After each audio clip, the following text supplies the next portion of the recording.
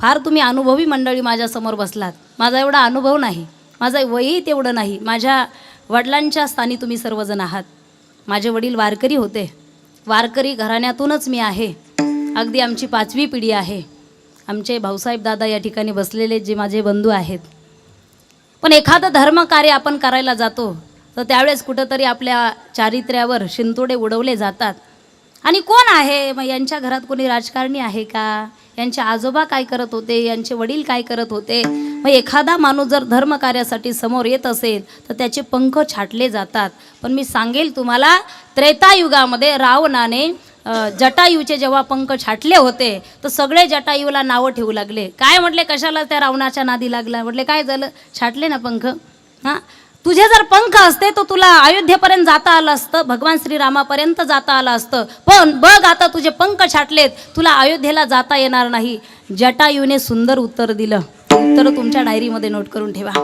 जटायूचं उत्तर आहे, आता माझे पंख रावणाने छाटले, मला फार आनंद झालेला आहे. कारण मला माहिती आहे मला आता माझ्या भगवंतापर्यंत जाता येत नाही. पण हेही मला माहिती आहे, मला पंख नसल्यामुळे भगवंतच माझ्यापर्यंत येणार आहे. हा माझा विजय आहे. रावण किती जरी बलाढ्य असेल तर त्या देवाला माहिती आहे, मागे पुढे उभा राहे संभाळीत, तो भगवंत मला सांभाळत असतो. ज्यावेळेस भगवंताची कृपा असते, देव सखा जरी अवघे जन कृपा करी. ज्याने देवाला सखा करून घेतलंय, जग त्याच्यावर कृपा करत असतं महाराज. आणि जो देवाच्याच विरोधात असतो, लोक त्याच्या जवळ सुद्धा जात नाही. देवाला आपलंसं करण्याचं काम माझ्या संतांनी केलेलं आहे. हरिप्राप्ती शिवपाय धरावे संतांचे पाय, संत चरण रज म्हणून लागता सहज वासनेचे बीज जळून जाय. वासना अशी माणसाला चांगलं जीवन जगू देत नाही. कदाचित माणूस मरतो, वासना शिल्लक राहते. आपण म्हणतो माणूस गेला, पण वासना शिल्लक आहे. त्याला वाटत होतं त्याच्या डोळ्यासमोर हे व्हावं ते व्हावं. नाही, माणसाला एक दिवस जाणं निश्चित आहे. बाजार मार्केटमध्ये गेल्यानंतर एखाद्या इलेक्ट्रॉनिक वस्तूची गॅरंटी दिली जाते. लक्ष देऊन ऐका, टीव्हीची गॅरंटी आहे, वॉशिंग मशीनची गॅरंटी आहे, पण आपली कुठंच गॅरंटी नाही आहे. कोणत्याही डॉक्टरकडे तुम्ही जा, स्पेशलिस्ट असू द्या, MD असू द्या, सर्जन असू द्या, तुम्ही जर म्हणालात डॉक्टर साहेब हे 10 लाख रुपये घ्या, म्हटले काय नाही, मला 100 वर्ष जगण्याची गॅरंटी द्या. डॉक्टर काय म्हणेल, घ्या गॅरंटी. हां, असं म्हणेल का मी गॅरंटी देतो. हां, डॉक्टरनी सांगितलं तुमचे 10 लाख तुम्हालाच राहू द्या, आणखी मी 4-5 लाख रुपये देतो, कारण मी डॉक्टर असून मलाच माझी गॅरंटी. क्या भरोसा इस जिंदगी का, साथ देती नहीं ये किसी का.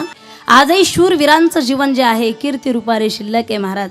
काही माणसं जीवन फुलासारखं जगत असतात. फूल माहिती आहे तुम्हाला, मोगऱ्याचं, गुलाबाचं फूल किती सुंदर जीवन जगतं महाराज. तसं जीवन असावं प्रत्येकाचं. फुलाचं जीवन असं आहे, वैऱ्याच्या जरी हातामध्ये फूल गेलं तर वैऱ्याला सुद्धा सुगंध देण्याचं काम फूल करत असतं. काटा किती जरी सुंदर असेल, मित्राच्या जरी हातामध्ये गेला काटा, त्याला बरोबर टोचल्याशिवाय राहत नाही. म्हणून काटा किती जरी सुंदर असला, लोक काट्याची माळ घालत नाही, फुलाची माळ घालत असतात. काही काटे असतात दुसऱ्याला त्रास देण्यासाठी जगत असतात काटे. एक जण गावाला त्रास द्यायचं, तसे काही त्रास देणारे कमी नसतात. काहींचं जीवनच काट्यासारखं आहे. गावाला त्रास द्यायचा, कोणत्या सप्ताहाचं आयोजन केलं तर ते रद्द करायचं.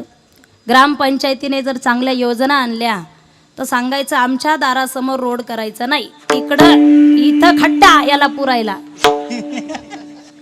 नाळ फिटिंग इथं करायची नाही. नको त्या कामामध्ये विक्षेप. एखाद्या गरीबाच्या मुलीचं लग्न असेल तर वराडी मंडळी नको त्या दुकानात नेऊन टाकायचे, लग्न निघून जायचं, वराडी दुसऱ्या दिवशी. असं वाईट काम.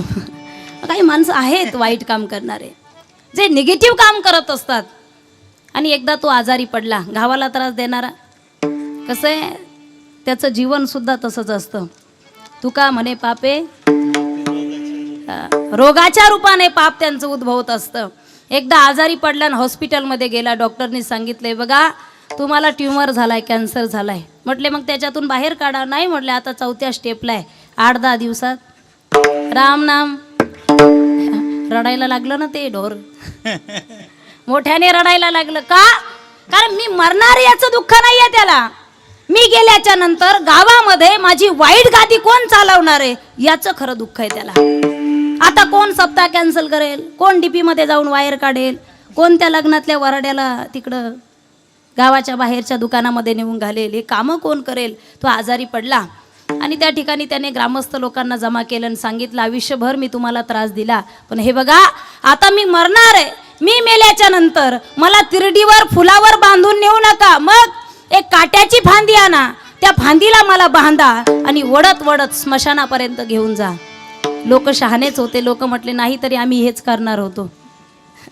हुशार आहेत ना, डिजिटल इंडिया, नॅशनल इंडिया, नाहीतरी आम्ही हेच करणार होतो. योगायोगाने ते गचकलं, मेल्याच्या नंतर लोकांनी तरडी वगैरे आणली नाही, तिरडी आणली नाही, काट्याची फांदी आणली आणि त्या काट्याच्या फांदीला त्याला बांधलं आणि लोक स्मशानाकडे घेऊन चाललेच होते. पण त्याने मरण्याच्या अगोदर पोलीस स्टेशनमध्ये रिपोर्ट दिला होता. डॉक्टरने सांगितलं 8-10 दिवसात मी जाणार आहे. आणि लोक म्हणतात काट्याच्या फांदीला बांधायचं आणि वडत न्यायचं, तुम्ही एखादी चक्कर टाकत जा रोज गावाला. लोक घेऊन चाललेच होते. तिकून पोलीसची गाडी आली. जशी गाडी आली सगळे ग्रामस्थ आतमध्ये टाकले तर अजूक सुटका झाली. काहींचं मेलो तरी त्रास देणारा जीवन आहे. भला किसी का कर न सको तो बुरा किसी का मत करना, भला किसी का कर न सको तो बुरा किसी का मत करना, पुष्प नहीं बन सकते तो तुम कांटे बन कर मत रहना, कांटे बन कर मत रहना, कांटे बन कर मत रहना. आणि फुलासारखं सुगंध देण्याचं काम संत करत असतात. म्हणून तुकोबाराय वर्णन करतात अभंगाचं. संत चरण राजा लागता सहज, संत चरण राजा लागता सहज,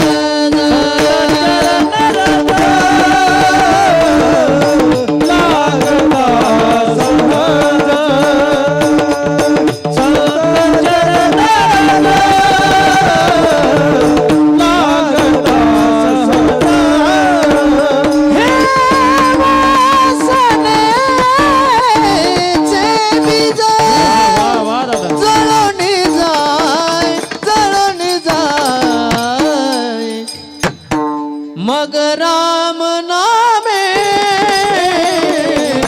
उपजे आवडी, मग राम नामे उपजे आवडी.